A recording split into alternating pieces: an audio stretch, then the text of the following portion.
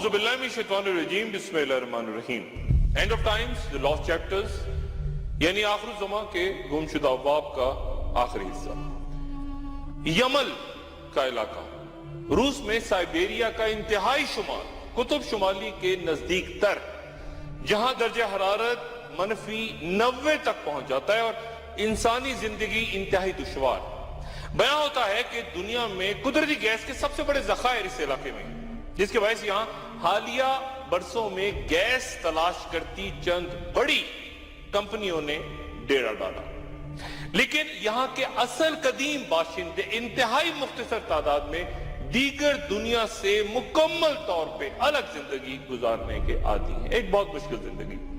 جولائی 2014 میں وہاں پرواز کرتے ہیلی کاپٹرز کے پائلٹس تب چونک پڑے جب انہوں نے اچانک زمین میں 30 میٹر چوڑا ایک سوراخ دیکھا.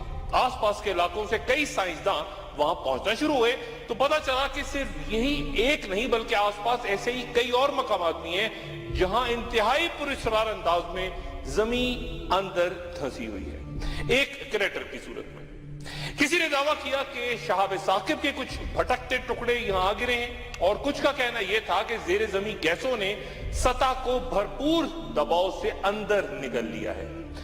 زمین کے اچانک پھٹ جانے اور جو کچھ اس کے اوپر ہوا اس کے اچانک اندر غائب ہو جانے کو عربی میں خسف کہتے ہیں. زمانے ماضی و حال میں ایسے کئی واقعات پیش آ چکے ہیں جو قوت اور حجم میں ایک دوسرے سے مختلف تھے.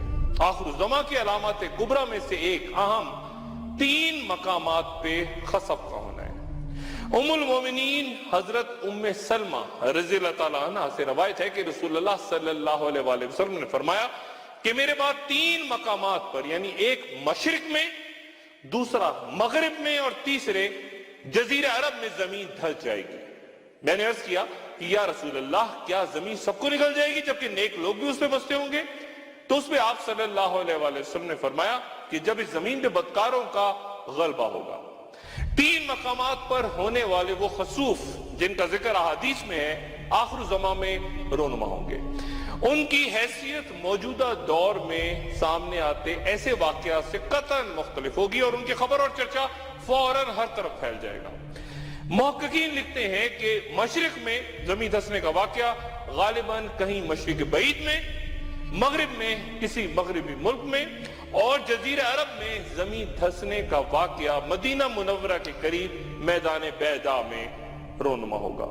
جبکہ ایک اور حدیث کچھ یوں ہے کہ حضرت انس رضی اللہ تعالیٰ عنہ سے روایت ہے کہ رسول اللہ صلی اللہ علیہ وآلہ وسلم نے فرمایا کہ اے انس، لوگ مختلف شہروں میں رہائش اختیار کریں گے. ان میں سے ایک شہر کا نام بصرہ یا بصیرہ ہے. اگر تمہارا وہاں سے گزر ہو یا اس میں داخل ہونے کا اتفاق ہو تو اس کی شریلی زمینوں سے، اس کی زرعی پیداوار سے، اس کے بازاروں سے اور اس کے عمرہ کے دروازوں سے بچ کے رہنا. تم اس کے نواحی علاقوں تک ہی رہنا، کیونکہ اس شہر والوں کو زمین میں دھسا دیا جائے گا. اس پہ پتھروں کی بارش ہوگی اور وہاں زلزلے آئیں گے.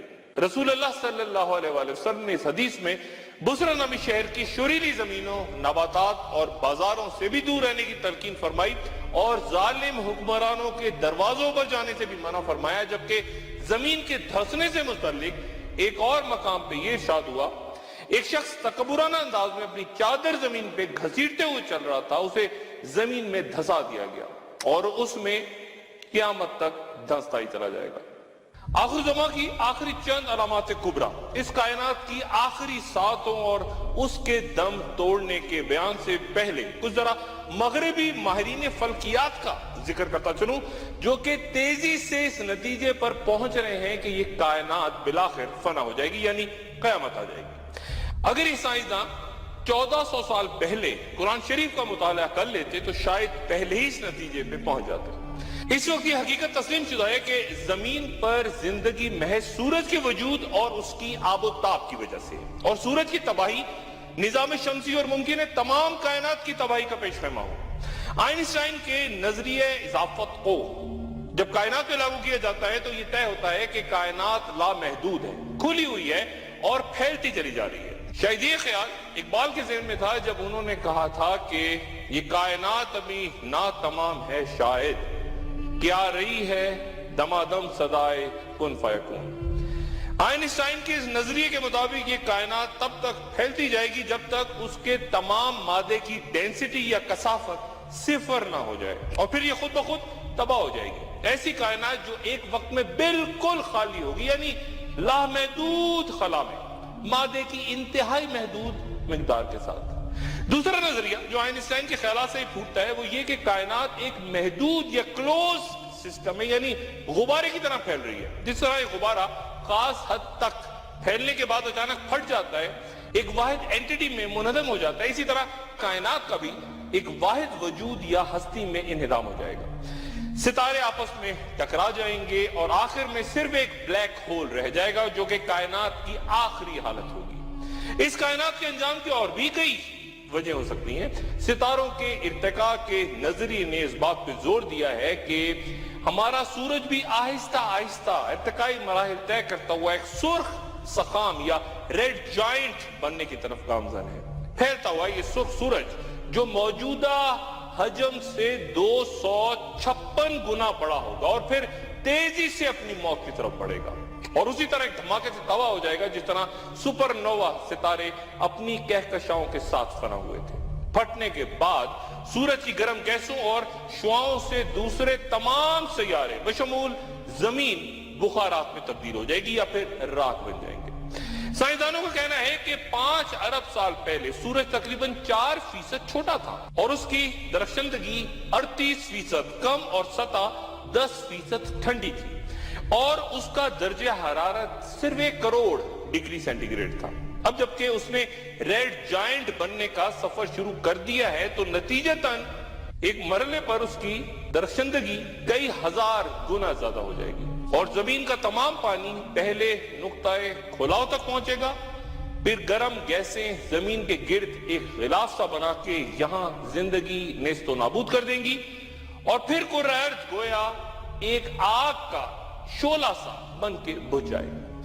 قرآن شریف میں اللہ تعالیٰ ارشاد فرماتے ہیں کہ پوچھتا ہے کہ قیامت کا دن کب آئے گا، پر جس وقت نگاہ پتھرا جائے گی اور چاند بے نور ہو جائے گا اور سورج اور چاند جمع کر دیے جائیں گے، پھر انسان کہے گا کہ آج بھاگنے کی جگہ کہاں ہے۔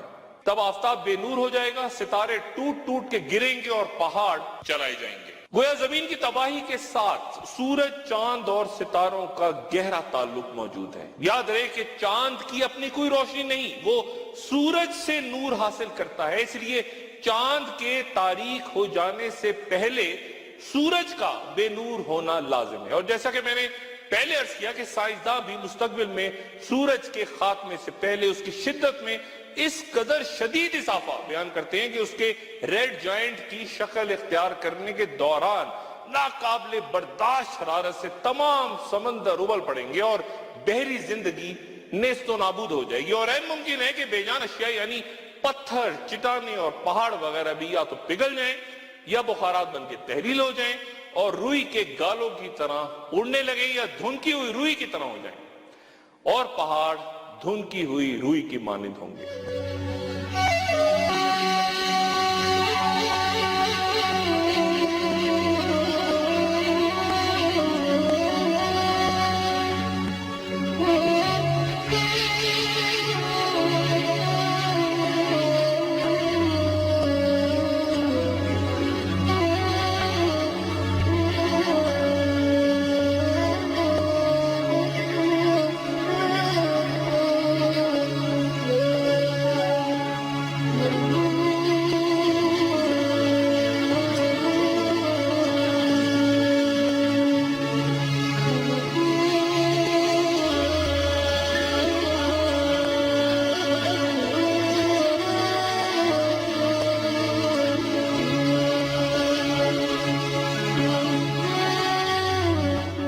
ناگزیر عوامل کے علاوہ چند تباہ کن آفات بھی زمین کو ختم کر سکتی ہیں، مثلا کسی بھاری شہاب ثاقب کا زمین پہ گرنا، یا کسی کومیٹ یا دمدار ستارے کا زمین سے ٹکرانا، ایک تباہ کن ایٹمی جنگ، یا رفتہ رفتہ ختم ہوتی اوزون کی حفاظتی تہ جس کے بعد سورج کی الٹرا وائلٹ شعاعیں انسانی زندگی کے لیے قاتل ہوں گی، یا پھر برف کی وہ تہ جس کی موٹائی تقریباً 1 میل ہے اور قطب جنوبی اور گرین لینڈ سمیت جو دنیا کے 10 ملین مربع میل پہ پھیلی ہوئی ہے اور جو ماضی میں عظیم سیلابوں کے بعد پیدا ہوئی ہے، اگر یہ تہ پگھل جائے تو دنیا کے تمام سمندروں کے پانی کی تہ 30 سے 40 فٹ بلند ہو جائے گی، اور وہ ممالک مثلا ہالینڈ وغیرہ جو نچلی سطح پہ ہیں سب کے سب ڈوب جائیں گے۔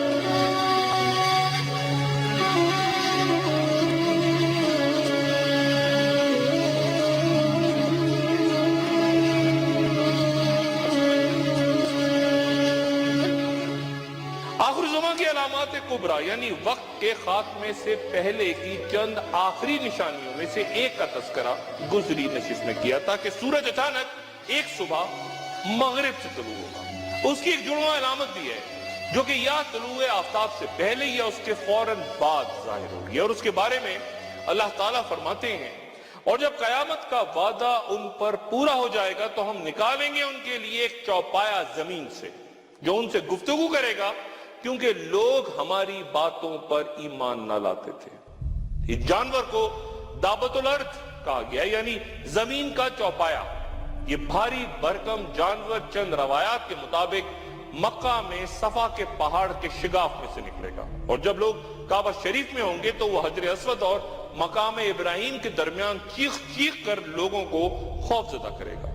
لوگ ڈر کے بھاگیں گے، لیکن مومنوں کی ایک جماعت اپنی جگہ کھڑی رہے گی جسے علم ہوگا کہ یہ اللہ کا جانور ہے۔ پھر وہ جانور روئے زمین پہ بھاگے گا، آدمی اسے بھاگ کے نماز کی پناہ لے گا تو وہ پیچھے سے آ کے کہے گا کہ تو اب نماز پڑھ رہا ہے، اور پھر وہ سامنے سے آ کے اس کا چہرہ داغ کے چلا جائے گا، یعنی سورج مغرب سے طلوع ہو کر در توبہ بند کرے گا، اور پھر اسی روز دن چڑھے جانور ظاہر ہو کے در توبہ بند ہونے کی تصدیق کرتے ہوئے مومنوں اور کافروں پہ نشان لگائے گا۔ اس جانور کا ذکر توریت اور انجیل میں بھی مارک آف دا بیسٹ کے عنوان سے موجود ہے، اور وہاں اس جانور یا بیسٹ کو شیطان کہہ کے اس کے نشان یا مارک سے محتاط رہنے کا حکم دیا گیا، اور بیان ہوا ہے کہ وہ شیطان جو اس جانور کی صورت ظاہر ہوگا، گمراہ لوگ اس کی عبادت کر کے اس کے نشان لگانے کو سعادت سمجھیں گے، جو کہ 666 طریقوں سے لگایا جا سکے گا، یعنی 666 کا ہنسا ان مذاہب میں جانور سے منسوب ہے۔ جو اس سے متاثر ہو کے اپنے پیشانی پہ یہ داغ لگوائے گا وہ برباد ہو جائے گا۔ It's the answer spoken by young and old, rich and poor, rich and poor, rich and poor. And he caused all, both small and great, rich and poor, free and bond, to receive a mark in their right hand or in their forehead. And I stood upon the sand of the sea, and I saw a beast rise up out of the sea, having 7 heads and 10 horns. The most powerful nation on earth is set to betray its citizens with new mandatory revisions to citizenship and constitutional privacy. A system touted as a national security necessity is being used to build a database where the biometric identity of millions will be gathered and stored.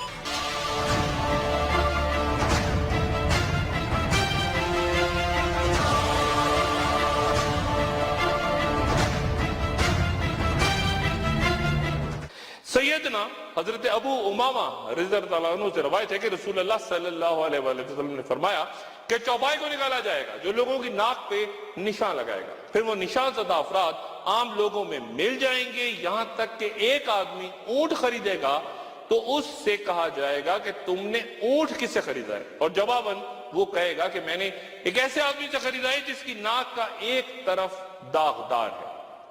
چند روایات کے مطابق جانور کے پاس حضرت موسیٰ علیہ السلام کا عصا ہوگا، اور جب یہ پیشانیوں پہ نشان لگائے گا تو مومن و کافر جدا جدا ہو جائیں گے اور ایک زمانے تک اسی حال پہ رہیں گے، اور پھر آخر زمان کی آخری علامت، آخری نشانی مسلمانوں کو نظر آئے گی۔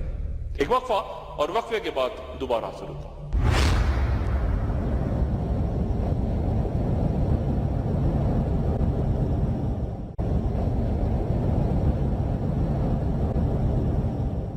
خوش آمدید۔ قرآن شریف میں اللہ تعالیٰ فرماتے ہیں کہ پس انتظار کرو اس دن کا جب آسمان میں ایک نظر آنے والا دھواں پیدا ہو جو ان سب لوگوں پہ چھا جائے گا. یہ ایک دردناک عذاب ہے. روایات ہیں کہ دھواں تمام زمین کو اپنی لپیٹ میں لے لے گا، جس سے مسلمانوں کو صرف گھٹن، نزلہ اور زکام کی کیفیت ہوگی، جبکہ کفار کے لیے یہ انتہائی تکلیف دہ اور اذیت ناک ہوگا. علماء کے درمیان صدیوں سے یہ بحث جاری ہے کہ سورہ دخان میں جس دھوئیں کا ذکر ہوا وہ علامات قیامت سے متعلق ہے یا کسی اور واقعے کا تذکرہ ہے. ایک طبقہ وہ واقعہ یاد دلاتا ہے کہ جب قریش مکہ کا ظلم ایک حد سے بڑھ گیا تھا تو رسول اللہ صلی اللہ علیہ وآلہ وسلم نے اللہ تعالیٰ سے دعا فرمائی تھی کہ حضرت یوسف علیہ السلام کے قحط جیسا ایک قحط بھیج کے میری مدد فرما. آپ صلی اللہ علیہ وآلہ وسلم کا خیال تھا کہ شاید اس طرح کفار کو خدا یاد آ جائے. اللہ تعالیٰ نے آپ صلی اللہ علیہ وآلہ وسلم کی دعا قبول فرمائی اور مکہ میں اس شدت کا قحط پڑا کہ لوگ بلبلا اٹھے. چنانچہ قریش نے ابو سفیان کو رسول اللہ صلی اللہ علیہ وآلہ وسلم کی خدمت میں بھیجا، جنہوں نے آپ صلی اللہ علیہ وآلہ وسلم سے اس مصیبت سے نجات کی دعا کی درخواست کی. اس موقع پہ سورہ دخان نازل ہوئی جس میں کفار کو تنبیہ کے ساتھ رسول اللہ صلی اللہ علیہ وآلہ وسلم کو باور کرایا گیا تھا کہ یہ لوگ ان مصیبتوں سے عبرت حاصل کرنے والے نہیں. عذاب ٹلتے ہی ان کی گردنیں پہلے کی طرح تن جائیں گی.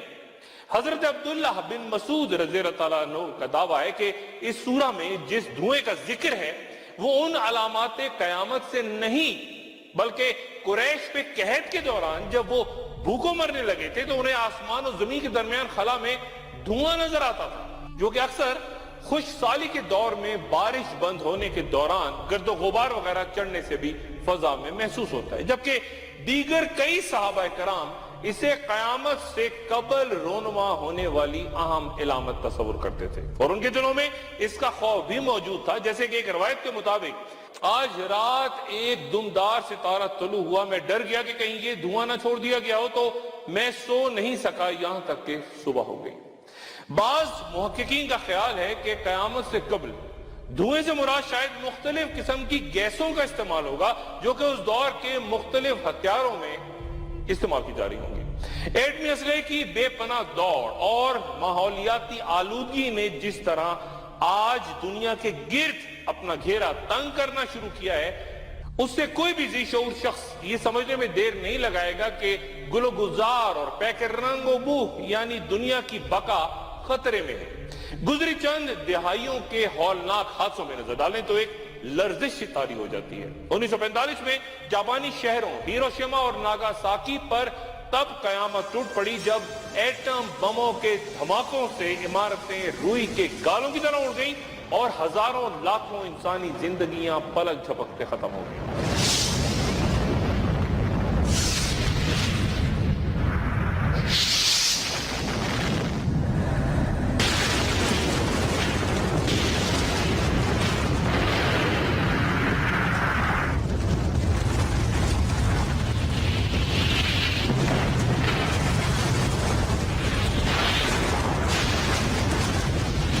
آج تک لوگ ان آبادیوں میں جانے سے ڈرتے ہیں. اور پھر اسی طرح ایک صبح بھارتی ریاست مدھیہ پردیش کے شہر بھوپال کے لوگوں کے لیے بھی موت کا پروانہ تھا. ایک کیمیا ساز فیکٹری کا نظام بریک ڈاؤن ہو گیا اور ذخیرہ شدہ زہریلی گیسیں فضا میں اس طرح پھیلی کہ شہر کا بڑا حصہ اس کی گرفت میں آ گیا. ہزاروں لوگ لقمہ اجل بن گئے اور کئی کے اعضاء ہمیشہ کے لیے ناقص ہو گئے. کسی کے پھیپھڑے متاثر ہوئے تو کسی کا دل.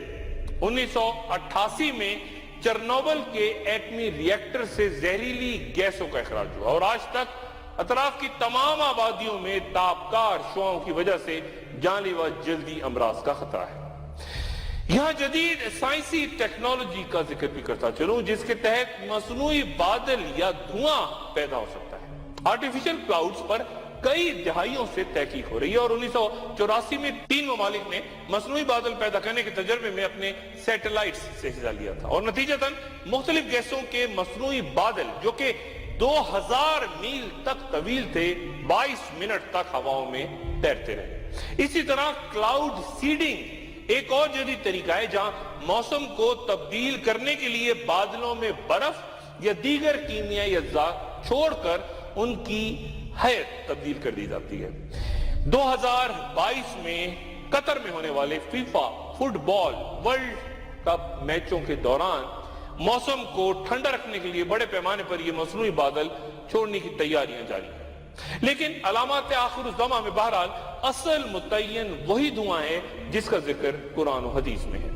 40 روز تک قائم رہنے والے اس دھوئیں کے بعد یمن کی طرف سے ایک گرم ہوا چلے گی جو سب مومنوں کی روح قبض کر لے گی، اور صرف کافر اس کی گرفت سے بچیں گے جن پر عذاب نازل ہوگا۔ حضرت نواس بن سمان رضی اللہ تعالیٰ عنہ سے روایت ہے کہ رسول اللہ صلی اللہ علیہ وآلہ وسلم نے فرمایا کہ بے شک قیامت سے پہلے یمن کی طرف سے ہوا چلے گی جس میں ہر مومن کی روح قبض ہو جائے گی اور وہ مر جائے گا۔ مومنوں کے ختم ہو جانے کے بعد آخر زماں کی آخری بڑی علامت ظاہر ہوگی جو کہ کائنات کے ہولناک حقیقی انقلاب کی پہلی بڑی نشانی ہوگی۔ یمن یادن کی گہرائی یا کہیں مشرق سے ایک آگ بھڑکے گی جو لوگوں کو ہانکتی ہوئی سرزمین شام کے میدان حشر تک لے جائے گی۔ حضرت انس رضی اللہ عنہ سے روایت ہے کہ جہاں تک قیامت کی پہلی نشانی کا تعلق ہے وہ آگ ہے جو مشرق سے ظاہر ہو کے لوگوں کو حشر کے لیے مغرب میں جمع کر دے گی، جبکہ ایک اور روایت کے مطابق حضرت حذیفہ بن اسید رضی اللہ تعالیٰ عنہ سے روایت ہے کہ آگ عدن کی گہرائی سے نکل کے لوگوں کو میدان حشر میں دھکیل دے گی جہاں وہ رات بسر کریں گے، جہاں وہ کیلولا کریں گے، آگ بھی وہی کیلولا کرے گی۔ یہ آگ چونکہ قیامت کی آخری نشانی ہے اس لیے وہ لوگوں کو میدان حشر کی طرف ہانکتی ہوئی لے جائے گی۔ اس آگ کا مقصد لوگوں کو جلانا نہیں ہوگا بلکہ مقصد صرف انہیں شام کی جانب یعنی ارض محشر کی طرف جمع کرنا ہوگا۔ اور پھر میدان حشر کا سما کیا ہوگا؟ ایک وقفہ اور وقفے کے بعد دوبارہ حاضر ہوتا ہوں۔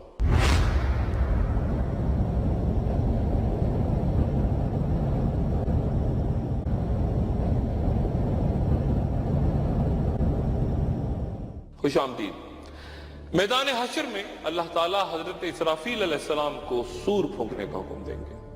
سور ایک بہت بڑا بگل ہے جسے حضرت اسرافیل علیہ السلام 3 مرتبہ پھونکیں گے۔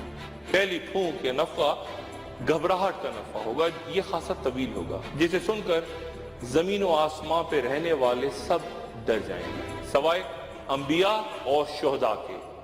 اور کیا گزرے گی اس روز جب کہ سور پھونکا جائے گا اور لرز جائیں گے وہ سب جو کہ آسمانوں اور زمین میں ہیں سوائے ان لوگوں کے جنہیں اللہ اس لرزنے سے بچائے، اور سب کان دبائے اس کے حضور حاضر ہو جائیں گے۔ یہ وہ نفخہ ہے جس سے پوری کائنات لرز جائے گی اور ہر چیز ایک زبردست زلزلے کی لپیٹ میں آ جائے گی، زمین لرزے گی اور ریزہ ریزہ ہو کے ذروں میں تبدیل ہو جائے گی، اور بھڑکتی آگ کے ساتھ کشش ثقل یعنی گریوٹی کا بھی خاتمہ ہو جائے گا، اور سورج چاند ستاروں سب کی روشنی مدھم ہو جائے گی، سب کچھ فنا ہو جائے گا، اور کائنات اسی طرح کوہر اور بخارات میں تبدیل ہو جائے گی جیسے تخلیق سے پہلے تھی۔ یہ نفخہ جب آئے گا تو زمین پہ موجود انسان، ان کے بارے میں اللہ تعالیٰ فرماتے ہیں کہ لوگوں اپنے رب کے غضب سے بچو۔ حقیقت یہ ہے کہ قیامت کا زلزلہ بڑی ہولناک چیز ہے، جس روز تم اسے دیکھو گے تو حال یہ ہوگا کہ ہر دودھ پلانے والی اپنے دودھ پیتے بچے سے غافل ہو جائے گی اور ہر حاملہ کا حمل گر جائے گا، اور لوگ تمہیں مدہوش نظر آئیں گے حالانکہ وہ نشے میں نہیں ہوں گے بلکہ اللہ کا عذاب ہی کچھ ایسا سخت ہوگا۔ پھر حضرت اسرافیل علیہ السلام یروشلم کی مقدس پہاڑی سے دوسری بار سور پھونکیں گے۔ انجیل اور توریت میں اسرافیل علیہ السلام کے لیے نام رافیل استعمال ہوا ہے جو کہ ایک عام نام بھی ہوتا ہے، جس طرح میخائیل کے لیے مائیکل اور جبرائیل علیہ السلام کو گیبریل کہا جاتا ہے۔ دوسری سور بے ہوشی کا نفخہ ہوگا، انبیاء اور شہداء سمیت دنیا کی تمام مخلوق بے ہوش ہو کے گر جائے گی سوائے ان کے جنہیں اللہ محفوظ رکھے گا، اور یہ 8 فرشتے ہوں گے، جبرائیل، اسرافیل، میکائیل موت کا فرشتہ اور عرش اٹھانے والے 4 فرشتے۔ سور میں جب پھونک ماری جائے گی تو تمام زمین و آسمان والوں کے ہوش اڑ جائیں گے سوائے ان کے جنہیں اللہ تعالیٰ نے بچانا ہے۔ پھر دوبارہ سور پھونکی جائے گی تو دفعتاً سب کھڑے ہو جائیں گے اور چاروں طرف دیکھنے لگیں گے۔ پھر اللہ کے حکم سے جبرائیل، اسرافیل، میکائیل اور عرش اٹھانے والے 4 فرشتوں کی روح قبض کر لی جائے گی۔ صرف اللہ تعالیٰ کی ذات اور موت کا فرشتہ باقی رہ جائیں گے۔ پھر اللہ تعالیٰ اس فرشتے سے کہے گا کہ تو میری مخلوق ہے، جب میں نے ارادہ کیا تو تجھے پیدا کیا، اب تو بھی مر جا۔ چنانچہ ملک الموت بھی مر جائے گا اور سوائے اللہ کی ذات کے کچھ بھی باقی نہیں رہے گا۔ حضرت ابو ہریرہ رضی اللہ عنہ سے روایت ہے کہ 2 نفوں کے درمیان 40 کا وقفہ ہوگا۔ لوگوں نے پوچھا کہ اے ابو ہریرہ کیا 40 روز؟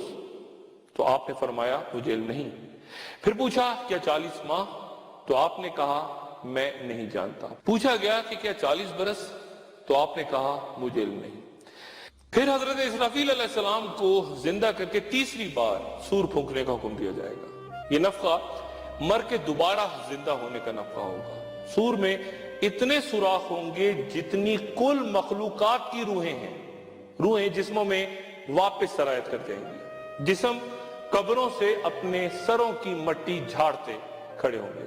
کافر کہیں گے کہ یہ دن تو بڑا سخت ہے، اور مومن کہیں گے کہ شکر ہے اس اللہ کا جو ہمارا پروردگار ہے۔ اور پھر اس دنیا، کائنات اور وقت کا خاتمہ ایک لمحہ یا پل کے کئی کروڑویں حصے میں۔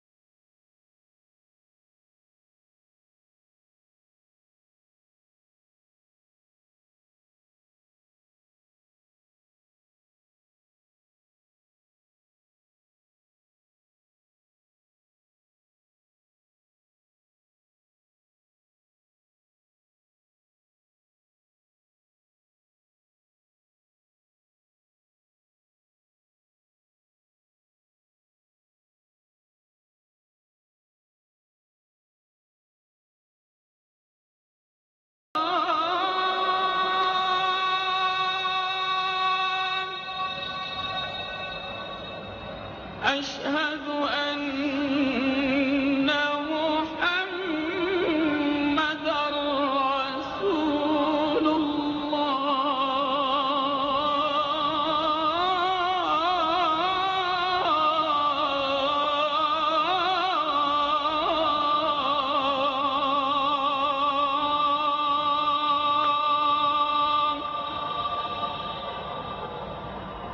حي على الصلاة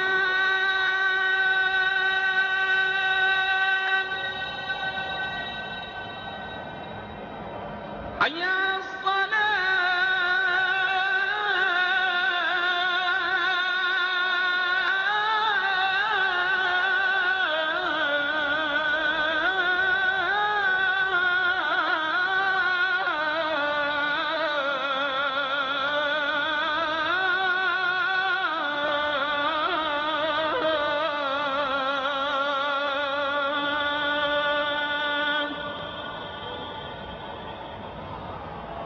حي على الفلاح